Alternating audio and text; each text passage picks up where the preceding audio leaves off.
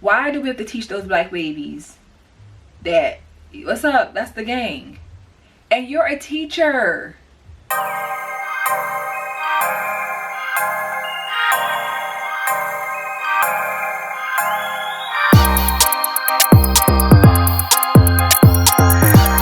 Hey girl, hey, welcome back to Just a Girl Talk. My name is Janine. If you are new here, if you're new, of course, be sure to subscribe, turn your notifications on so you never miss an episode. So if you are new here and you are seeing my videos for the very first time, I am an educator. I'm a school counselor, and I have been a counselor for the past, this year will be my 9th year. We've all seen, I'm sure you've seen it, the world has seen it, the teacher, the black male teacher who went viral because he shared a video of him allowing his female students to take his hair out during the school day, whether it was after school, during school, in between school. It was being done and recorded, and I want to just speak about it because I also have an update that is like breaking news. 10 minutes before dismissal time, I decided to live stream my students helping me take my hair out. There was quite the discourse in the chat, which had people saying this was inappropriate and other people saying this was completely fine. There was nothing wrong with what I was doing, and people were just making it weird. So of course I had to bring this issue to the big stage. I would like to represent myself in this case, Your Honor, if I may. Number one, for a little context, I had a hair appointment immediately after school and I needed my hair taken out beforehand. I would have taken it out the night before, but that Friday we had a camera crew coming in to shoot a promotional video, and I was one of the ones being interviewed, so I had to look presentable, so I didn't take my hair out. I didn't have the time to do it all myself because it would have taken me forever, so naturally I asked about 4 or 5 of my over 100 best friends to assist me in taking my hair out, and they all agreed.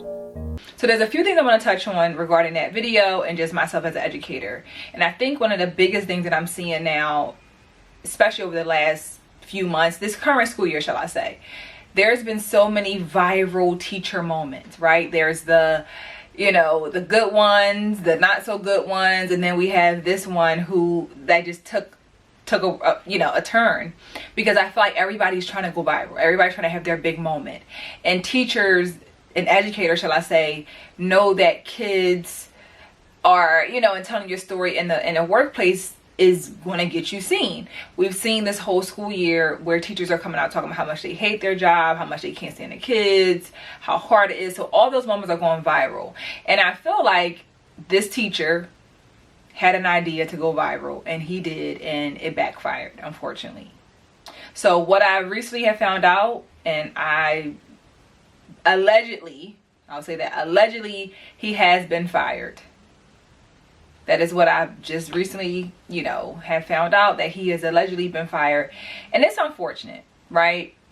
And I feel like as an educator, we cannot lose sight of who we are as the adults and who our students are as the children, who are our students.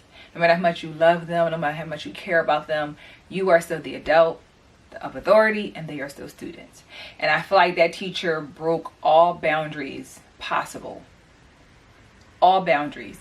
I personally don't think that he had any ill intention, like when he got them to do it. I don't personally think he was trying to get with the girls, or I think, unfortunately, I believe he was so caught up in the moment of going viral and recording this for TikTok or the world that he lost sight of the consequences that could come after that. So I don't think that it was intentions of, I want to expose my students, I want to, use them. I think it was just, I want to go viral, and boundaries were crossed.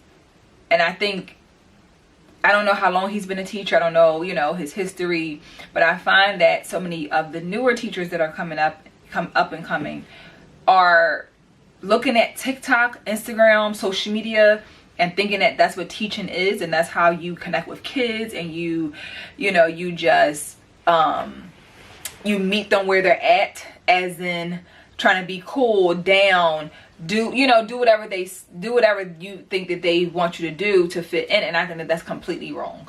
I think that there's this misconception for teachers, especially black educators, to think that in order for, and the only way you can meet your kids to get to know you is to come all the way down to their level.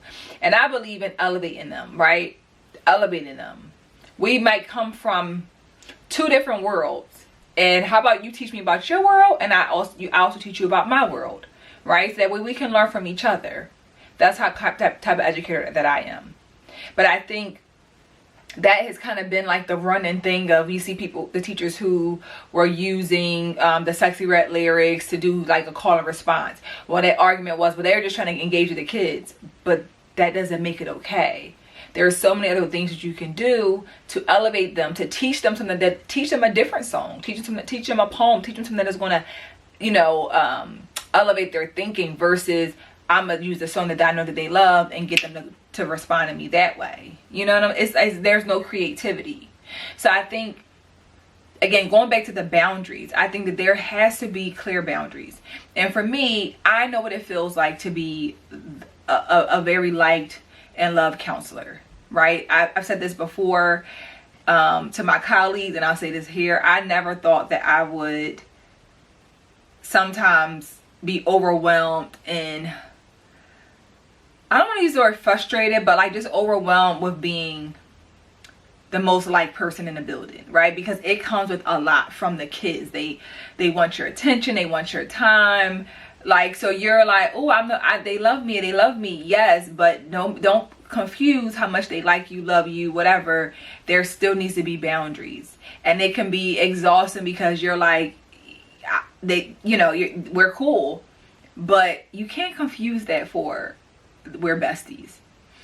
The thing that I think people don't recognize is that they're still children, right? So even if we are as adults, right, we don't have any ill intentions, right? He may have not had ill intentions with him asking him to take his hair out, right?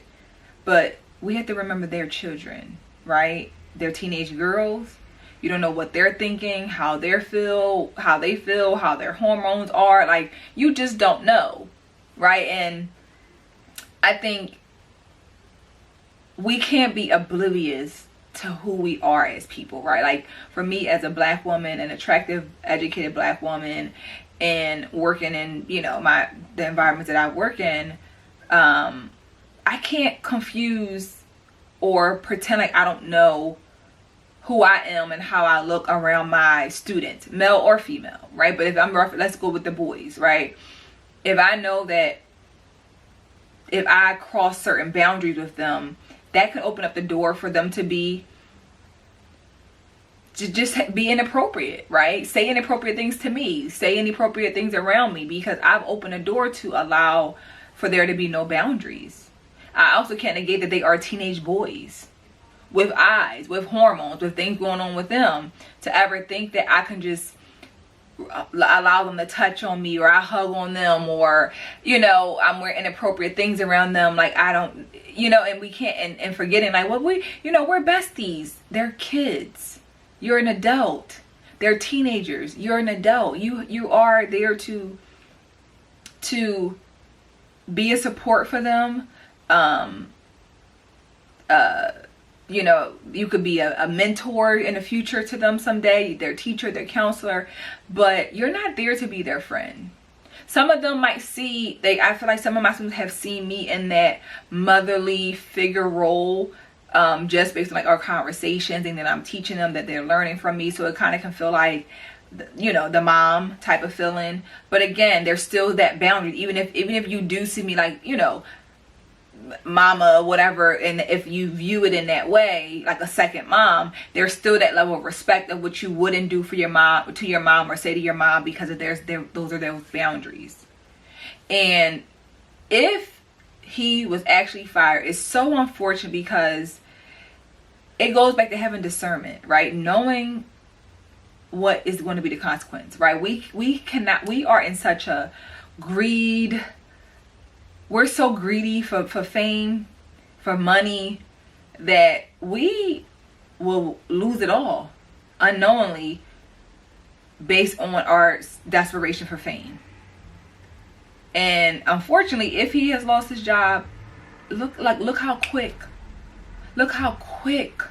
life can change just because you are trying to follow and keep up with what everyone else is doing. The backlash, the parents, the staff, like the attention that the school has gotten just from that. Like, we can't forget that we work for these companies, and no matter how much they love you or like you as a teacher, educator, counselor, whatever you do in the school, if too much heat comes to their building, and they get too much going on and too much attraction, they're going to get rid of you. They don't care how much they love you. That all goes out the door. That goes all out the door. And I saw a video where he came out on his live, and he said on there, he talked about how he doesn't care, and administration gets it, the parents get it. Like, so he kind of was like, well, whatever y'all say don't matter because everybody else gets it.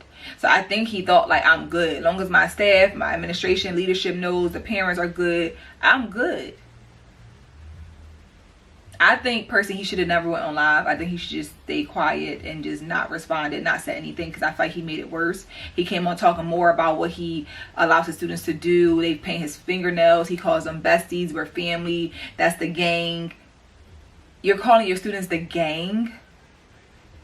Like, why do teachers want to be so cool? Like, why does cool as an educator mean you have to just speak in their same slang? Like, why do they have to be the gang? And we know what the gang means. They're, your people, whatever, but you're calling these kids your bestie, the gang, my best friends, we're family. You can say, like, a school family, like this is a school family per se, but we're not family, right? We're not family. That's not your best friends. We're not best friends. Again, boundaries, and the boundaries again were crossed, all the way crossed. And I think it's unfortunate because I'm sure those kids really enjoy him as a teacher, really, might care about him, are going to be impacted by, him no longer being in the school if he actually, has lost his job. So it doesn't, like, nobody wins. Like, you know what I'm saying? Like, for me, I feel for those students because I understand what it would be like to be liked in that way and not be there. I'm experiencing it now, right? Like, so for kids to lose out on a good teacher who might really be teaching them certain things about education and what they think helping them, they also can't recognize the things that are being done are not appropriate because they're kids. So of course the kids are not going to be, they're going to be on your side. They're going to be on his side because they're kids. They're like, it's not that big of a deal. We were just taking your hair out. Like, well, how could they, fire you or whatever the case may be? They can do it because it's inappropriate, but again, these are children. They can't put two and two together all the time. And I think from my observation of just the live I saw and the clips of him, it appears like he's in a very childlike mentality as well. Like he's a teacher, by heart per se, or age wise, education wise, but for me, it feels very much a very childlike mentality. Very childlike. Like, very much so. Because even though, again, like how he's defending himself, it just, I don't know, he's just not seeing the point. And that's the part that's scary. Like, you really thought what you did was okay. And all I'm saying, again, is inappropriate, is wrong. But again, why did you have to record it? Why? This would have never been a thing had you not been so thirsty for fame, for a viral moment. Like, it's so unfortunate. That, like, again, your life can change in a split second.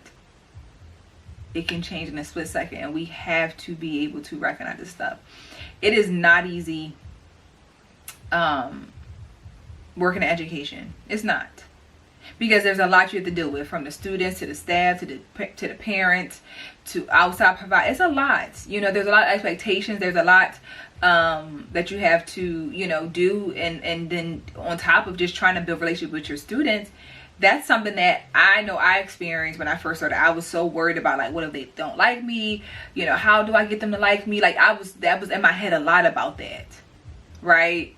And I wanted to be liked, and I wanted them to see me as the cool counselor and all of that. And to be quite honest, once I was able to just be my genuine self and literally just be Mrs. Such and Such to them, it came naturally. I realized I didn't have to do too much. I didn't have to force it. I knew me being who I was, using my voice as their counselor to help educate them, teach them different things, help them reach their goals, but also like bringing them up to another way of thinking, right?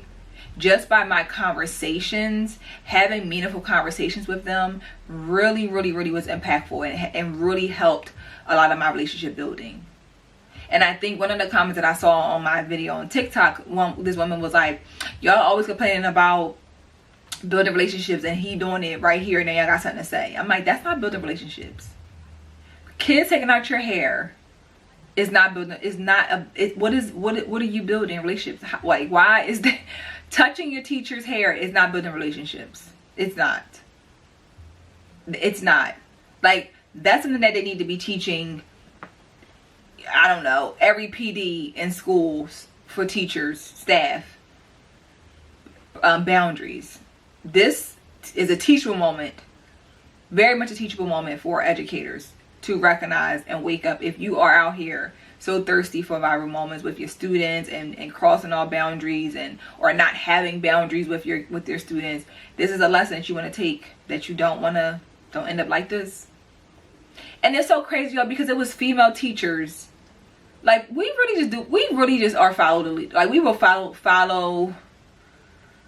There were female teachers trying to be like funny and like show their videos of their students taking their hair out, like girl students taking out a female teacher's hair, just to like say like, well, my kids did it, nobody had a problem with, y'all not gonna say nothing to me. But it's like, doing that was to do what? It's still inappropriate. I don't care if it was a woman or a man, it's still inappropriate for your students to be taking out your braids while like it's just not that, and it's not their job. It's not their job. I don't care if you're busy, you got somebody to go after work. You are an adult. You have your own life. It is not for you to come in here and tell your kids, come in the classroom and say, yo, I had a long night. I didn't even get to take my hair out. Can you take my hair out for me? It's like, what? Like, it's no way. No way. But again, we live in this society as educators that I think so many people are not conscious that they almost forget that they're in the school setting. They almost forget that they are a teacher. They almost forget that they're counselors, educators. Like, I think people forget. So I really think if you are an educator out there and you want to be able to spread a message and use your platform to discuss education, talk about students. I see so many creators on TikTok who are educators, and they do a really good job of like making funny content, inspirational content, educational content, and it doesn't expose any students. They're not crossing boundaries. It really, one lady I found on TikTok, she reminds me so much of me as a counselor. She's not a teacher, but she like, she works in a school setting, like maybe like a social worker, but she really reminds me of how I would share certain clips of my students, really us having certain conversations, but again, not showing them. If they chose to show themselves, that's one thing, but like I wouldn't show them on camera. We would be having certain conversations, but for it be a teachable moment, you know what I'm saying? So if you are an educator and you want to use your platform as that, you can do so. Make it teachable. I do not personally agree with teachers being on live while they're in class teaching. I don't agree with teachers just exposing kids, posting their faces, especially without their permission, or anything non-educational, or for educational purposes. I believe that you should have boundaries. Boundaries are so important. Like, that's number one. That is so important. And don't be afraid to stand on your boundaries and switch them up if you need to. These are children. They will cross every boundary if you let them, if they're not firm and set in stone. So I really don't want this to be something that we see more Black educators going through based off of just wanting to be seen. Like, to have a Black science teacher, male at that, in a school setting, and to lose one, that's a hard hit for that school. That's a hard hit, because we don't have many black men in education, and that's just like across the country, in the public school systems and the grade schools. That's not common. So for them to lose one, that's, again, allegedly lose one, that's a tough pill to swallow. Like, but boundaries is the word of this whole video. Boundaries, boundaries, boundaries. Keep your boundaries. You can build relationships and still have boundaries. You can. You very much can. You don't have to stoop to the level of almost like you have to like come out of your own character to fit in with the kids. But again, trying to be so cool and so liked can be damaging, especially as an educator. Especially as an educator. So again, I just hope that this is the lesson learned for anyone out there who's in the education field, black or white or any other race. Be mindful. Do not let social media put you in a place of desperation to be seen based on what you see on this app, because everybody is doing things to get their moment, and his moment came and it went, and it did not end well, allegedly. Okay, so I want to thank y'all for watching this episode. Let me know in the comments, what do y'all think? Do you agree with the video? What are your thoughts? Should he be fired if he hasn't already, or if he was actually fired? Do you agree with him being fired? Like, what is your take? As if you are an educator, what's your thoughts? If you are a parent, what would you do in this situation? Let me know in the comments. So again, make sure y'all subscribe, turn your notifications on so you never miss an episode. Like this video, share it out, and I will see you guys in the next video. Bye.